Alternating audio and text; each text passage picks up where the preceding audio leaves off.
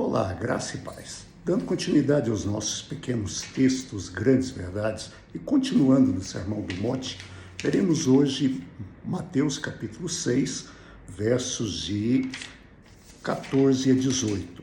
Ele diz assim, Mateus capítulo 6, de 14 a 18. Pois se perdoarem as ofensas uns dos outros, o Pai Celestial também lhes perdoará. Mas se não perdoarem uns aos outros, o Pai Celestial não lhes perdoará as suas ofensas.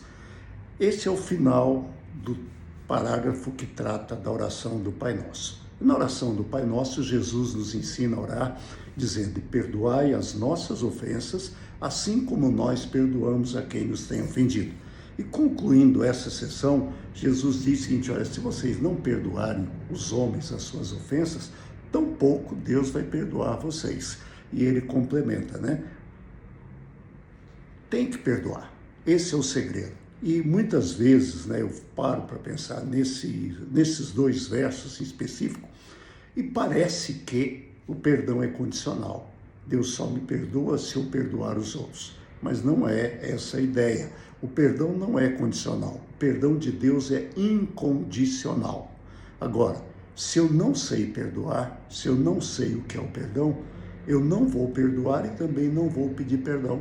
1 João diz que se confessarmos os nossos pecados, ele é fiel e justo para perdoar os pecados e nos purificar de toda injustiça.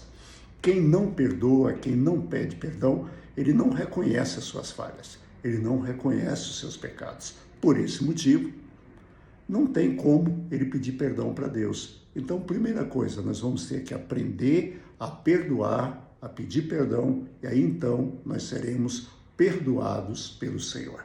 E aí, continuando o texto, Jesus vai nos falar agora a respeito do jejum. E Jesus começa dizendo, quando jejuarem, não mostrem uma aparência triste como os hipócritas, pois eles mudam de aparência do rosto a fim de que os outros vejam que eles estão jejuando. Eu lhes digo verdadeiramente que eles já receberam sua plena recompensa. Ao jejuar, arrume o cabelo, lave o rosto, para que não pareça aos outros que vocês estão jejuando, mas apenas a seu Pai que vê em secreto. E seu Pai que vê em secreto, ele te recompensará. É interessante que Jesus utiliza aqui nesse texto o mesmo argumento que ele usou para ensinar sobre ajuda aos necessitados, que está 6 de 1 a 4, e também a respeito da oração, que está de 5 a 8.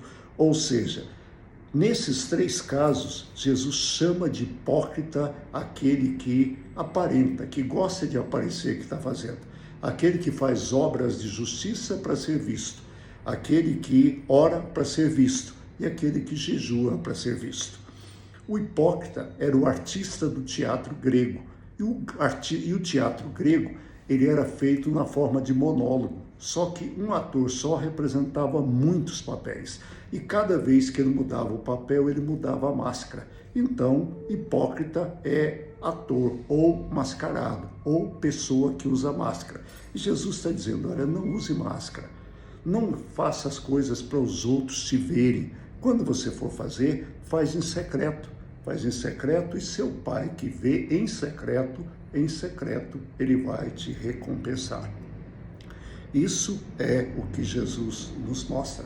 Andar com Cristo, servir a Cristo e viver com Cristo não é uma interpretação, não é aparecer para alguém, mas, acima de tudo, uma convicção de que tudo é dele, por ele e para ele.